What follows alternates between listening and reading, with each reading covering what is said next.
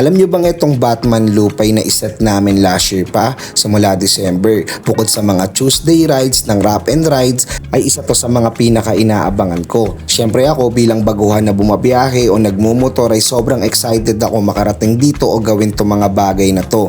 Mahabang preparasyon, mahabang pag-iipon hanggang sa makarating yung araw na to. Kaya malaking shoutouts din sa lahat ng effort at sakripisyo ng mga kasama ko. Siyempre salamat sa pagsama sa trip at adventure na to. Salamat dahil nakulayan at hindi naging drawing yung mga plano natin. Nandito na nga pala kami bandang Agos River. Etong gasolinahan na to, eto na mismo yung papuntang Agos River. May mga daan o iskinita dyan na pag binaba mo ay diretso ka na sa ilog. Pero hindi na kami nakasilip o nakadalaw dahil papunta kaming Real Quezon. Dito nagkaroon tayo ng pagkakataon para makapag-gas up yung ibang tropa, makapagkape, makapagpahinga, makakain ng kahit kaunti, makatambay, maka-CR at makapag-unat-unat kasi talagang malayo-layo pa yung biyahe natin. Kaya samahan at abangan nyo sana yung part 2 ng video na to kung saan dadalhin ko kayo kung saan may affordable na puntahan, kung saan may beach, may fall sa isang puntahan lang.